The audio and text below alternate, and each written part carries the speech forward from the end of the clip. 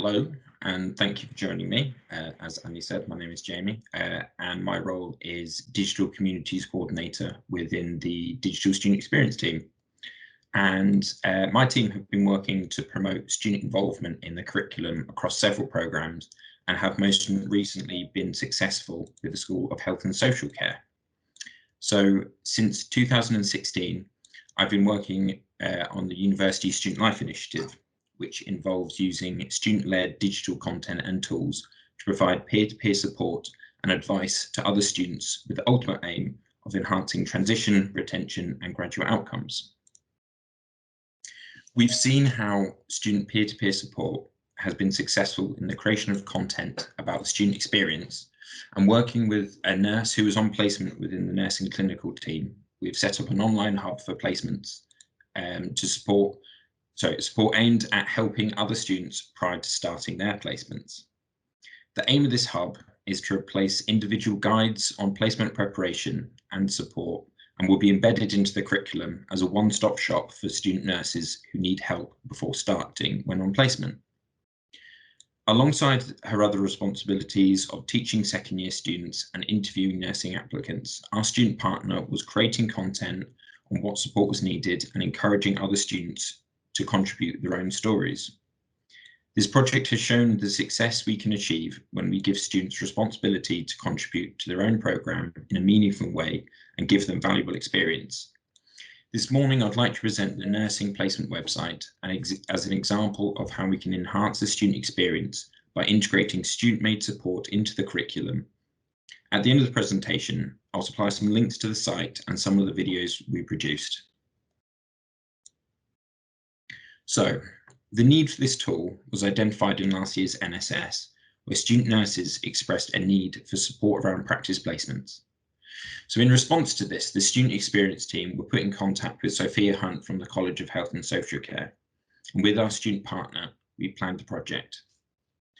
This is a quote from Sophia, who instigated the project. Grace, who was our student partner, is a third-year nursing student who's required to carry out healthcare placements, but due to her personal circumstances, she could not undertake a standard practice placement. So we took the opportunity to pilot a new type of placement with the School of Health and Social Care's Practice Learning Hub. As a part of her placement assessment and academic module learning outcomes, Grace was required to plan, design, and innovation to make a positive change related to her placement. Grace needed to demonstrate leadership skills, innovation, and project management skills. This innovation came in the form of the Nursing Practice Placements website and all the information and resources it now contains.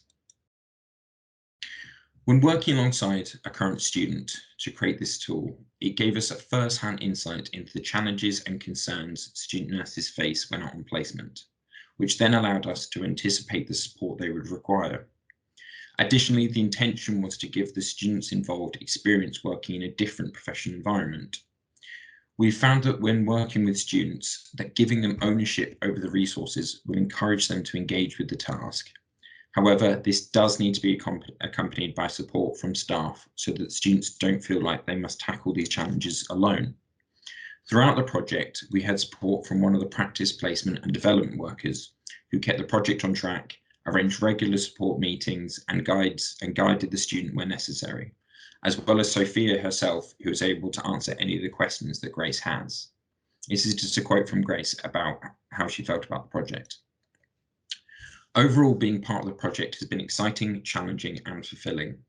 Going into the project, I did feel a little overwhelmed with the amount of responsibility, but I wanted to ensure this resource was a reliable and useful source for all nursing students. Easing into the project, I had great support from Jamie and Hannah, who I've been working with throughout the project. So, the practice placement website. The website itself contains information taken from different documents given to nursing students in preparation for placements, which was provided by Sophia. However, all the information has been collated by the student into one resource and structured in a way that makes the information easy to find. And this was achieved with support from our team. We arranged planning meetings to discuss the key needs of students going out on placement and how the site should be structured, which included things like placement locations, So we created a page for each hospital with maps and guides to each location, planning ahead, so what to take with you, accountability and scope of practice, which is vital documentation and the expectations of nursing students out on placement, clinical supervision, uniform expectations, accommodation and expenses, and then support and mental health, which included resilience.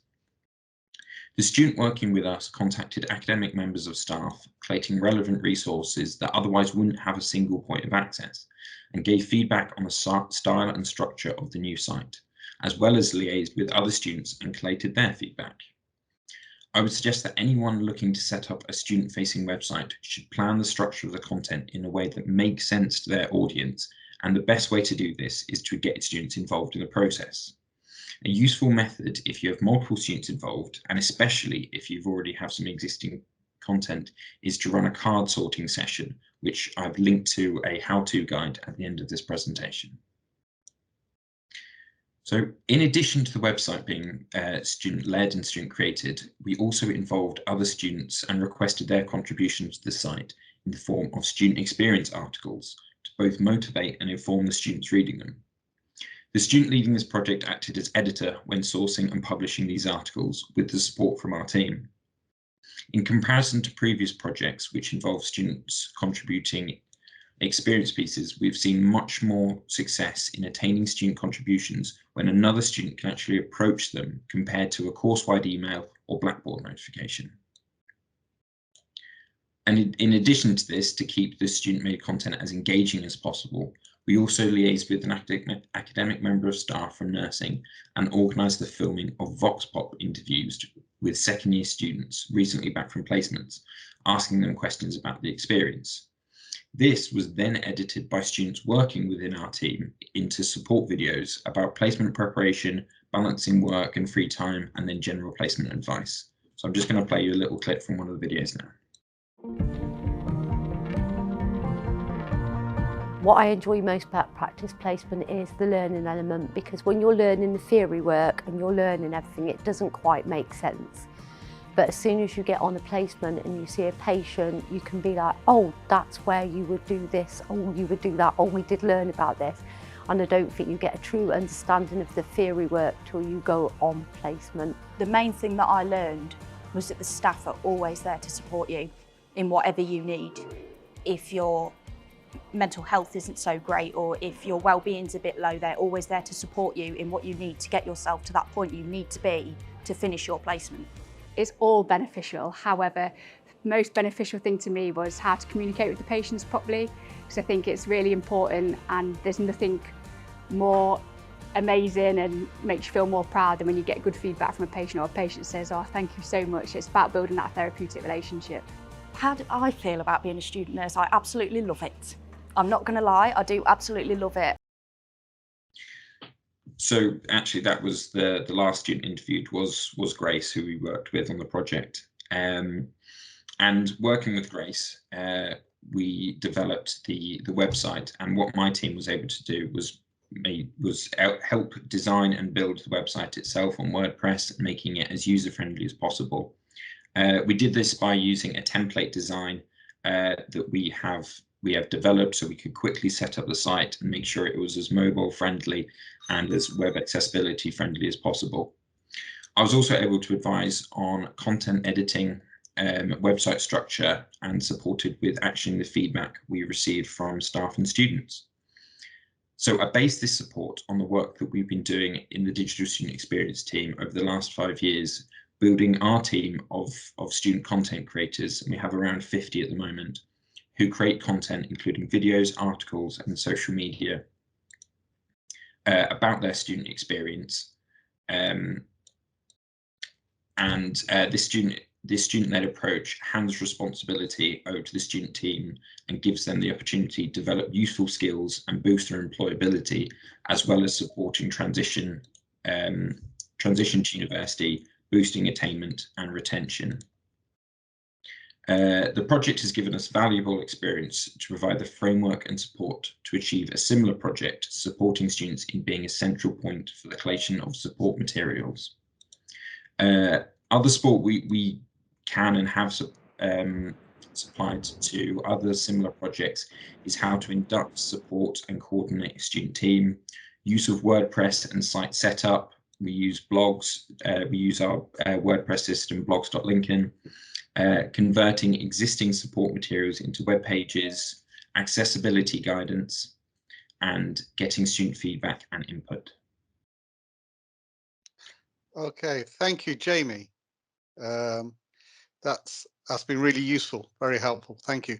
Is there any question? Oh, I see Romana's got a hand straight up. So, Romana, do you want to ask your question? Yeah, thank you, Andy. Thank you, Jamie. I think it is fantastic project. I understand. How long it took actually from start to finish? So this was a very quick turnaround because the placement that Grace was working on was only a few months. So it started just before Christmas, and the reason why Grace took this placement was she was actually pregnant at the time and had to finish her placement to go on maternity leave. So it was, I think it was around 3 months that we took to work with Grace, quite a lot to get the website set up, and it was a very quick turnaround. However, we are still working with Grace. She's returned back from maternity leave and has joined the digital student experience team as a content creator, and is continuing to work on this website because we are continually finding resources that have been created for nursing students from lots of different areas, and now we're trying to bring them all into one area. We've also received feedback from several academics and students with suggestions for different areas that we could develop. So to get the site itself actually up and running sort of was a matter of months, but it is a continual project, and we hope to see sort of a continuation to this with other students coming in and supporting with it as they run this placement again. Yeah, the reason I'm asking is, can I give this as one of our projects of the students in the summer? Because we are doing the work placement as well, but they work with the industry. But in future, if one person can set up this kind of site, it will become useful for the future generation. I think it could be a good summer project, and certainly you'd be able to get a site set up with sort of certain functionality in certain areas being ready to go. But it's something that I think in any situation would take developing. So you could get it to a certain point where it can be published, and then after that continue to develop it and add new content. Thank you, Jamie. Well done. All the best. Thank you. Thank you. Please, if you have any other questions, I don't know if questions come up in the chat or you want to raise your hand, please do. But whilst you're contemplating that, Jamie, one of the key things about your team is the student-led approach, which you've mentioned during your presentation, and getting students to create content for other students and share that knowledge. Can you reflect on that a little bit and talk about how you sustain the ideas and how you keep that going? Because it's great to have an initial idea, but sustaining ideas and keeping that momentum can often be the challenge. So any thoughts or reflections or anything you want to share on that? I would say that it would be handing over responsibility to the students and trying to encourage them to generate their ideas and sort of have initiatives come from them and make sure that it's things that they feel strongly about or they feel passionately about. What we have done with our team, which also sort of helps it roll over from year to year, is we hire students as content creators, but then we also hire different roles, so editors as well. So we hire 3 editors a year to oversee sort of different teams within our pool of about 50 students. And those usually come from people who have worked with us previously. So people sign up as a content creator, they're really engaged, and then we say, oh, this editor role may suit you. And that means that there's a certain sort of progression within the role, and then also we can have a rollover. So as newer content creators start with us, they get to work with the existing editors, and then we always have a transition period where the old editors who may be graduating or moving on, because we are aware that say like 3rd years have a lot of responsibilities and also work, especially at the end of the year. So we tend to get our old editors training the new, and we try and have regular catch-up meetings and forums and things like that, where we ask students, you know, what are you feeling passionate about? What sort of content would you like to see? And then we get students working together to create that. Okay, so we just got 2 quick questions then. That's just come up. So I'll go to Vicky's first, who says amazing project, but how iterative a model do you think this could be going forward, and what kind of resource would it need? That's a very good question. In terms of resource, I think it would either need embedding within the curriculum, so it's something that you know, a student on placement or within a module can work upon because of the amount of time that it takes, the amount of commitment that it takes. Or, I mean, through the student life model, we pay our students for their time, so it's more like a job, and we have sort of set amount of hours that we can give students a week. There are sort of different things that we can apply to sort of different projects, and whether that's the best way to manage a student team or the easiest way to set up a website. So there are different parts of it that can be applied to different projects. Sorry, what was the first part of the question? Yeah, and what resource, or how iterative a process it would be? You know, are you going to keep evolving it, learning it, developing it? Yes, certainly we're going to keep developing this. So the plan for the placement itself is in the next placement cycle to offer students in similar positions to Grace this placement, and so that they will be working with the clinical skills team, and they will then have responsibility to keep the content of the website up to date, and to make sure that students are still engaged, and their responsibilities will be, you know, updating the content, contacting students to get their feedback, and then also making it as easy as possible for other students to contribute experience stories to this site, and then also promoting it. Okay, and just running out of time there, so which is always a good sign. But can I just ask, Vanessa, do you want to ask your question, and then we'll wrap up? Yeah, that'll be. Were these full-time students? I know they have placements, but were they full-time students? Yes. So Grace was a mature student doing adult nursing, but yes, they were full-time students. I think it was really, really good, and I could see areas that we could probably use as well for ours. Our students are part-time distance learning, but it's actually about the work-based learning they could do. I know they reference it on one file, so we have different platforms, but yeah, I can just see opportunities really. So no, that was really good. I'll catch up with you at some point. Thank you, Vanessa. Thank you. And I see Anne's asked the question: is WordPress more complicated to set up than SharePoint? I don't know if you know, have a view on that, Jamie. It depends what you're using it for, I would say. WordPress is very good if you want a public-facing resource that has sort of nicely presented materials that aren't too sort of document-based, and it doesn't matter who sees it. It's an open access resource. In terms of like how complicated it is to set up, it depends sort of how ambitious you are with the site itself. If you have someone who knows WordPress, that all's the better. However, there are loads of resources, especially on like LinkedIn Learning, about sort of the basics of how to set up a site. We're quite fortunate to have the WordPress setup that we do there, because we have a hosting company called Campus Press host our WordPress network, and therefore we have our own